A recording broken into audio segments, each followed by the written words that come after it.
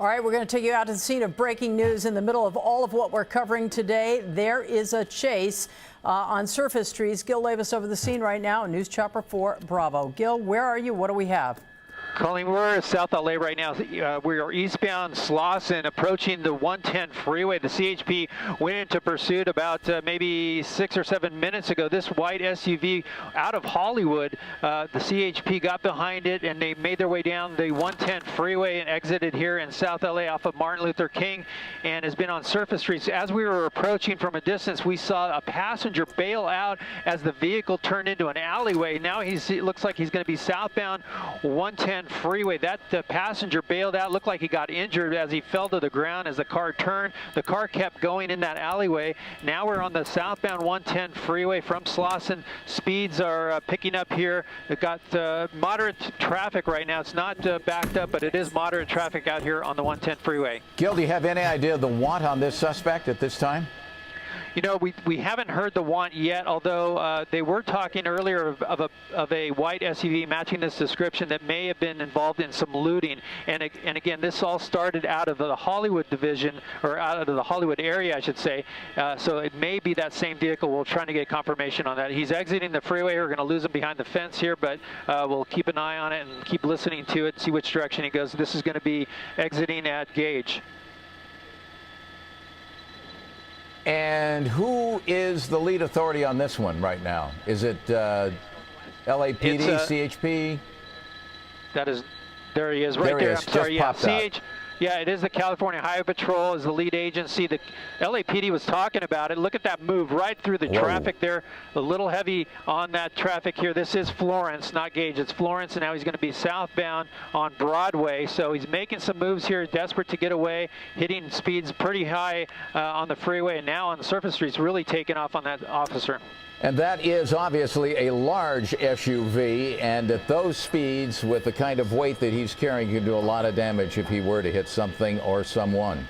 Boy, that's true, Chuck. Look at this, wrong side of the road. What is he doing here? He's just maybe out of fuel or not sure what he's doing, but maybe he's trying to bail out right into a cone zone. Let's see what happens here. Let's hold right here, Chris. And we have, it looks like a couple of people in the car. Here comes a passenger out with a white hat. And giving up. That's it. They're saying enough's enough. Maybe it just got too scary for that individual, but not exactly complying. They were going to want him to walk back towards them. Yeah, there you go. That's what they want. Hands up and walking backwards to the officers. That person came out of the passenger side. It's unclear if that's the driver or not. The driver has his hands out his window on the driver's side. You see that? Oh yeah, I see it now. Thank you, Chuck. Yeah, sure. I didn't see that at first, but yeah, the driver hands out, the passenger backed up and about to be taken into custody. There you go. And now they'll call out the driver and anybody else that's in there. Again, we saw from a distance a passenger bail out as the car was turning down an alleyway. The car was going at a good clip of speed, and that passenger just tumbled out onto the ground right up against the fence, it looked like, and the car just kept going. And Gil, it's Carolyn Johnson joining you now. Is it possible to tell if there are any other passengers in the rear of the car? The windows are so tinted, it's difficult to see. It's very difficult to see. There might be. I haven't seen any other movement going on in the car. We're good here, Chris. And yeah, we're going to slightly move a little bit here to see. Here comes the driver. And yeah, we're good right here, Chris. And we're going to pull up to a stop here, and you'll see that is the driver coming out. And so it looks like this is going to be over here in South LA.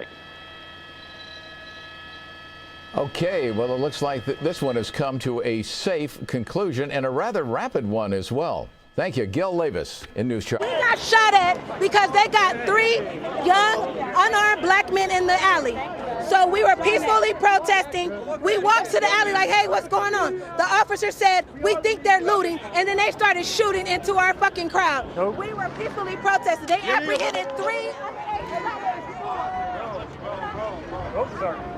Poor Rob. You know, Rob, it's not on you. We know it, live television. Sorry about some of that language that we heard, but always. You know what? It does show the raw emotion. We've talked about the peaceful nature, and we tried to use this and make this line earlier. It's better to say nonviolent because there are still emotions. There is still very real, raw anger even as it has pulled back from its earliest stages, people are beginning, as Dr. Howard talked about earlier, to process what they want to accomplish, what they want to see.